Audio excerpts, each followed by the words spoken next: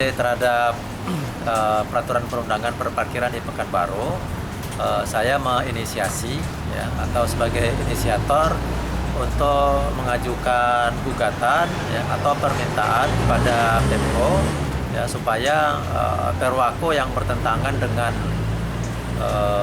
asas-asas keadilan, ya, asas-asas kelayakan ya, dalam perparkiran itu dicabut. Ya, jadi secara global ya, yang kita minta itu yang pertama adalah supaya Perwako nomor 41 tahun 2022 itu dicabut ya. Kenapa? Karena di situ disebutkan besaran retribusi ya, itu untuk pungutan parkir ini disamakan semuanya ya, di mana sepeda motor 2.000 itu, kemudian mobil 3.000.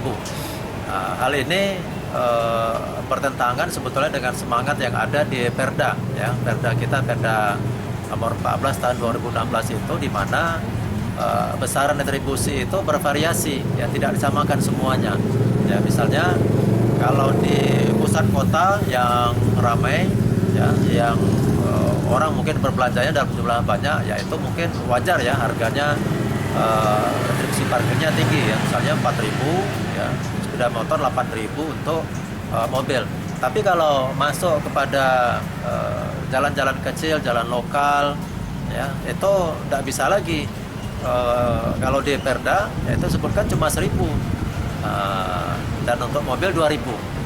Jadi kalau disamaratakan semuanya ya, itu yang menyebabkan masyarakat keberatan. Itu yang pertama.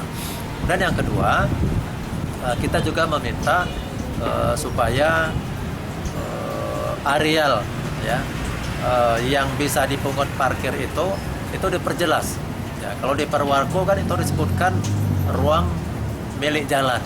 Nah, ruang milik jalan tuh yang mana ya? Kalau di definisi di Kementerian PU, ruang milik jalan itu adalah kawasan yang dalam penguasaan jalan ya, atau daerah cadangan jalan. Nah, itu tidak termasuk kepada halaman-halaman ruko yang dekat dengan ruko atau yang dekat dengan kedai. Itu terbatas cuma daerah pinggiran jalan yang dalam penguasaan jalan, artinya milik pemerintah. Nah, jadi di area-area selain itu ya, itu tidak boleh dipungut. Nah, itu yang kita minta kepada Pemko ya, untuk mencabut ya parkir yang di luar kewenangannya ya, sehingga tidak terjadi pungutan-pungutan liar. Dan kemudian yang ketiga, secara garis besar kita minta supaya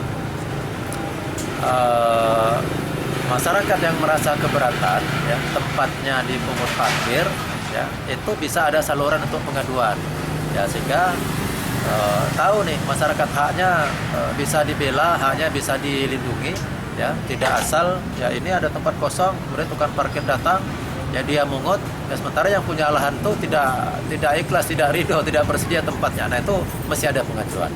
Nah, jadi kita minta supaya ada salurannya ya, sehingga hak-hak mereka bisa terlindungi ya, dan menghindari pungutan-pungutan yang liar itu ya. Kemudian kita mengharapkan dukungan ya dari masyarakat, dari stakeholder ya, dari akademisi, dari mahasiswa ya, semua pihak ya, untuk bahu-membahu mendesak pemerintah ya, mendesak dewan ya.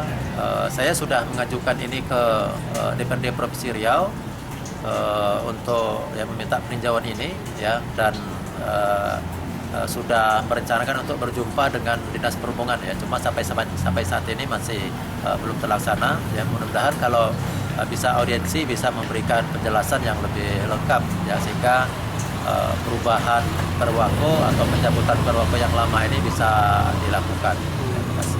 Kalau untuk gugatannya kemana aja kita sampaikan, Pak? Layangkan. Ya. Jadi ini yang jelas kita meminta kan mekanismenya, kalau seandainya wali kota bisa menyambut Perwako itu ya, dan menyesuaikan dengan tuntutan kita, itu tidak perlu gugatan sampai ke PT UN atau ke Mahkamah Agung ya, jadi cukup dicabut saja.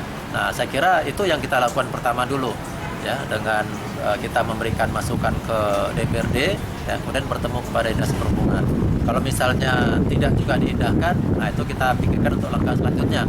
Ya, apakah ke PT UN atau ke Ombudsman atau uji materi ke Mahkamah Agung.